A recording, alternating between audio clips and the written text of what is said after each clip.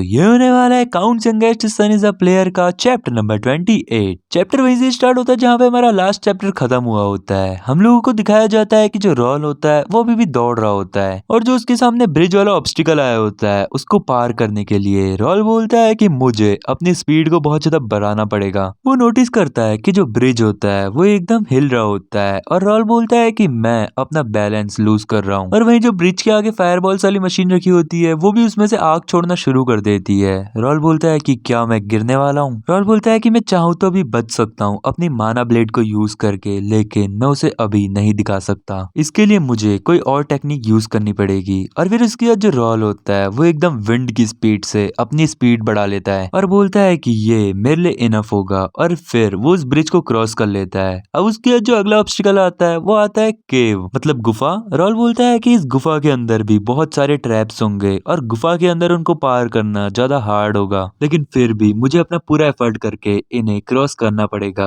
और हमेशा इसका कोई ना कोई रास्ता तो जरूर होता है। अब उसके बाद अगले सीन में दिखाया जाता है अपना जेम्स जो कि उस केव के अंदर फंसा होता है और वो बड़ी मुश्किल से उन सारे अटैक्स को डिफेंड कर रहा होता है। वो बोलता है कि ये सच में बहुत ज्यादा एनोइंग है। एक तो मैं इस एज में अकेडमी को अटेंड कर रहा हूँ, ये वैसे इतना ज्यादा एनोइंग है और अब ऊपर से इन इंफीरियर पीपल के चक्कर में मुझे अपनी स्पीड बढ़ानी पड़ रही है। वो बोलता है कि मैं ऑलरेडी वो टूर्नामेंट जीत चुका हूँ जिसमें मोस्टली पीपल जो कि 20 की एज के होते हैं उन्होंने पार्टिसिपेट किया होता है और साथ ही साथ मैं एज अ कैपिटल गार्ड भी एक्सपीरियंस कर चुका हूँ। वो बोलता है कि ये मेरे लिए वेस्ट ऑफ टाइम है एक ऐसे बंदे के लिए जो कि बहुत जल्दी नाइट बनने वाला है। वो ऐसा भी बोलता है कि मैं यहाँ पे कभी भी नहीं आता अगर ये हमारे लॉर्ड के डायरेक्ट ऑर्डर्स नहीं होते। मतलब वो अपने लॉर्ड के डायरेक्ट ऑर्डर पे आया है। और वो ऐसा भी बोलता है कि यहाँ पे वो डेल्टन वालों का भी बच्चा है। वो सच में बहुत ज्यादा एनोइंग है, लेकिन उसकी कमी नहीं थी कि साथ ही साथ एस्टन वालों का भी बच्चा यहाँ पे आ गया। वो बोलता है कि अगर मैं इस टास्क में उन दोनों से पीछे आ गया तो ये मेरे लिए सच में बहुत ज्यादा फेलियर वाली बात होगी। अब उसके बाद वो धीरे धीरे लगभग केव की एंडिंग तक आ ही चुका होता है और वो बोलता है कि चाहे जो कुछ भी हो लेकिन मैं इसको बहुत जल्दी क्रॉस कर दूंगा। और फिर उसके बाद फाइनली वो एंडिंग पॉइंट की तरफ को आ गया होता है। वो जैसे एंडिंग स्पॉट पर पहुंचता है तो उसे पता चलता है कि उसने 5 मिनट 15 सेकंड्स में पूरी की पूरी रेस निपटा दी होती है और वो बोलता है कि मैं हूँ इसका रियल विनर। वो बोलता है कि मुझे तो डेफिनेटली लग रहा है कि मैं ये जीत चुका हूँ, लेकिन उतने में एक बंदा उससे बोलता है कि हे देखो वहां पे देखो। और हमें पता चलता है कि जो फर्स्ट आया होता है वो आया होता है डेल्टन, जिसने की पूरी रेस निपटा दी होती है 4 मिनट 58 सेकंड में। जेम्स अपने मनी मैन में बोल रहा होता है कि 4 मिनट,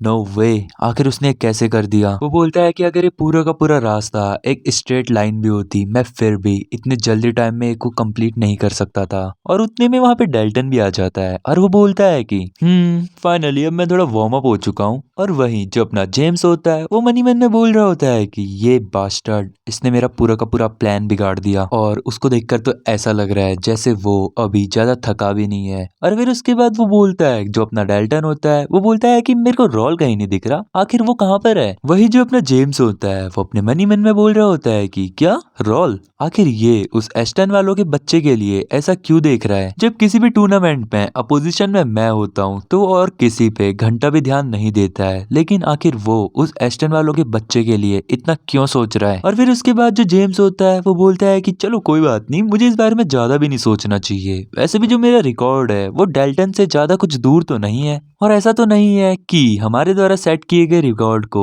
एक 15 साल का बच्चा तोड़ दे। अब उसके बाद वो ऐसा भी बोलता है कि भले ही टॉप पे कोई भी रहे, चाहे मैं या फिर डेल्टन, लेकिन और कोई तो टॉप पे घंटा भी नहीं आ सकता है। और गाइस देखो, आप लोगों को थोड़ा सा एक्सप्लेन कर दूं, इन लोगों की जो रेस थी वो थोड़ी जल्दी स्टार्ट हुई होती है, लेकिन जो अपना रॉल होता है वो इनसे थोड़ा लेट में भागा होता है। तो आप लोग ऐसा मत सोचना कि ये लोग तो ऑलरेडी आ चुके हैं तो अब रॉल फर्स्ट पे तो नहीं आ सकता। मतलब उसका टाइम अलग रिकॉर्ड किया जाएगा और इन लोगों का टाइम अलग रिकॉर्ड किया जाएगा। अब उसके बाद हम लोग देखते हैं कि सारे के सारे लोग अचानक से बहुत ज्यादा शॉक हो चुके होते हैं, क्योंकि वो लोग क्या देखते हैं, जो बोर्ड होता है उसमें जो टॉप पे नाम आ रहा होता है वो आता है रॉल का और उसने पूरी रेस 4 मिनट 55 सेकंड में खत्म कर दी होती है। और सभी लोग बोल रहे होते हैं कि इस रॉल नाम के बंदे ने जो डेल्टन है उसको दोबारा सरपास्ट कर दिया थोड़े से पॉइंट से। और फिर उसके बाद रॉल ऐसा दिखाता है जैसे वो बहुत ज्यादा थक चुका है और वो बोलता है कि फाइनली मैंने उनके रिकॉर्ड को मैच कर लिया। वही जो अपना जेम्स होता है वो बोल रहा रहा होता है कि आखिर इसने ये सब कैसे कर लिया,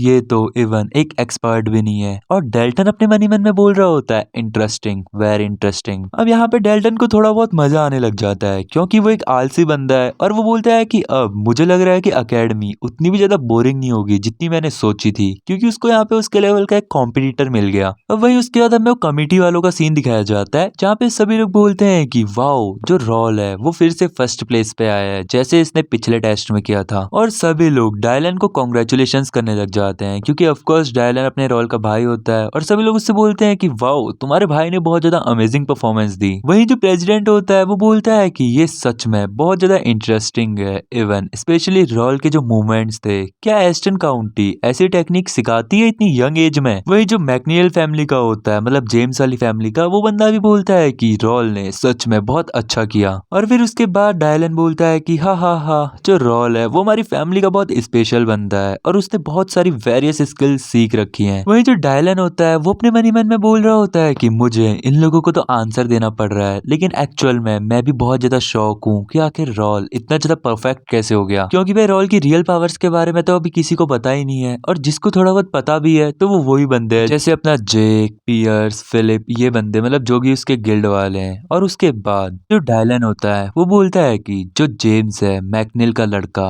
वो बहुत सारे ऑब्स्टिकल से गुजरा लेकिन उसने उन ऑब्स्टिकल्स को ब्रेक किया। जो डेल्टन है उसके मूवमेंट्स बहुत ज्यादा प्रिसाइज हैं और उसकी जो स्किल्स है स्वॉर्ड वाली वो भी बहुत ज्यादा बेहतरीन है और उन दोनों ने अपनी फैमिली की सबसे बेस्ट टेक्निक्स यूज करी है। जो रोल है उसने 2-हैंडेड ग्रेट स्वॉर्ड टेक्निक यूज करी है जैसे कोई और नॉर्मल एस्टन भी यूज करता, लेकिन उसके जो मूवमेंट्स थे वो बहुत ज्यादा प्रिसाइज थे, एक्सट्रीमली प्रिसाइज, जितना किसी ने सोचा भी नहीं था। और सबसे इम्पोर्टेंट बात ये कि उसने किसी भी सिंगल ट्रैप को ट्रिगर नहीं किया जब वो केव को पास कर रहा था। जो उसने मूवमेंट्स दिखाए हैं वो एकदम इम्पॉसिबल है जब तक कोई एक्सपीरियंस्ड उसको ये सब कुछ नहीं सिखा देता। और इवन जो रोल है उसने माना ब्लेड भी यूज नहीं करी बल्कि जेम्स और डेल्टन ने करी। अब उसके बाद जो डायलन होता है वो अपने मन ही मन में बोल रहा होता है कि रोल, तुमने मुझसे ये बात छुपाई कि तुम एक्सपर्ट स्टेज पे पहुंच चुके हो और इवन तुम रेंजर्स नेविगेशन स्किल्स को भी यूज करना जान चुके हो। इस बारे में तो मैं तुमसे बाद में बात कर ही लूंगा, लेकिन सच में मैं तुम पे बहुत ज्यादा प्राउड हूँ। अब उसके बाद जो रोल होता है उसके वॉइस ओवर से हमें थोड़ा फास्ट फॉरवर्ड में स्टोरी पता चलती है। हमें पता चलता है कि जो सेकंड टेस्ट होता है उसके भी कंक्लूजन्स आ चुके होते हैं और जो एकेडमी प्लेसमेंट एग्जाम थे वो फिनिश हो चुके होते हैं। रोल बोलता है कि जब टेस्ट खत्म हो गए तो उसके बाद जो उसका फेलो था बर्थन, जो कि उसका यहाँ पे सपोर्ट करने आया था, वही जो पोस्टर लेके खड़ा था, वो उसको कॉन्ग्रेचुलेट करता है। और फिर रोल बोलता है कि मैं उसके बाद सीधा कैरियज में चले गया ताकि मैं लोगों की ज्यादा अटेंशन को अट्रैक्ट ना कर पाऊं। वही रोल अपने कैरियज में बैठा बैठा बोल रहा होता है कि मैं सच में थोड़ा बहुत एग्जॉस्ट हो चुका हूँ, मैंने अपना बेस्ट दिया। वो बोलता है कि सब कुछ अभी तक मेरे प्लान के हिसाब से एकदम बेहतर जा रहा है, तो क्यों ना अब मुझे थोड़ा बहुत रेस्ट कर लेना चाहिए। और फिर इसके बाद जो रोल होता है वो वहाँ पे सो जाता है। और फिर अगले सीन में हम लोग क्या देखते हैं, रोल को एक सपना आया होता है। हमें सपने में दिखाया जाता है अपना पुराना वाला रोल, मतलब प्रीवियस उसमें, जिसमें उसका नाम होता है बे डोयुन। हमें दिखाया जाता है कि रोल अपनी फैमिली, मतलब रोल क्या बोलूं इसे,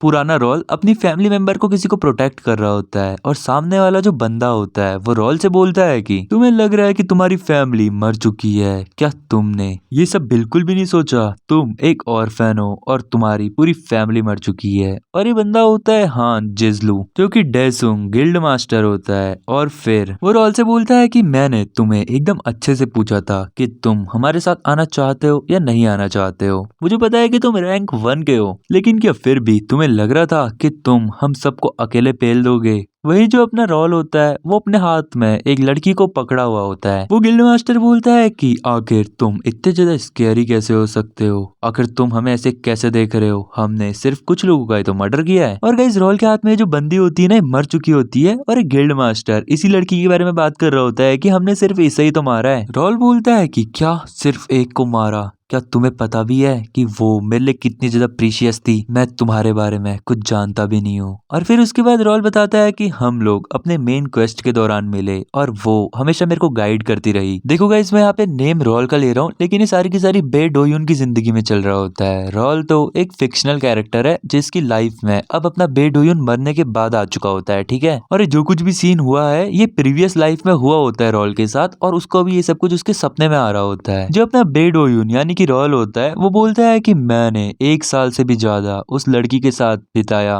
और उसको एकदम अच्छे से प्रोटेक्ट किया। मैं एक ऑर्फन था लेकिन मैंने उसको अपनी फैमिली बना लिया और मैं उसको हार गया सिर्फ उस गिल्ड के इररिलेवेंट क्वेस्ट की वजह से। वहीं जो गिल्ड वाला बंदा होता है वो रॉल से बोलता है, मतलब अपने बे डोयुन से बोलता है कि जा जो कर सकता है कर ले, मैं तो तुझे भी मारने की सोच रहा था। और फिर वो अपने बंदों से बोलता है कि गाइस जाओ सारे के सारे इस बंदे को मार दो। लेकिन उसके बाद जो अपना रॉल होता है वो एकदम बहुत तगड़े तरीके से उन सारे बंदों को मार रहा होता है। वो अपनी साइकोकाइनेसिस वाली पावर का एकदम फुल पोटेंशियल के साथ यूज करता है और गिल्ड वालों के जितने भी सोल्जर्स होते हैं वो उन सबको मार देता है। और फिर लास्ट में जो रॉल होता है वो एक चाकू के ऊपर भी साइकोकाइनेसिस यूज करते हुए उस गिल्ड मास्टर की तरफ को आगे को अटैक कर देता है। और अटैक करने से पहले वो उससे पूछता है कि आखिर तुम्हारे गिल्ड वाले एनपीसीज को क्यों मार रहे हैं, बताओ मुझे। और गाइस ये जो एनपीसी होता है ये होता है नॉन प्लेयर कैरेक्टर। और फिर उसके बाद जो अपना बेयुन होता है वो गुस्से में उससे ये क्वेश्चन पूछता है कि जल्दी से मुझे बताओ। एंड बस यहाँ पर हमारा चैप्टर नंबर 28 खत्म हो जाता है। अब गाइस मेरे को कमेंट में बताना कि आपको रॉल की पिछली लाइफ में जाके कैसा लगा।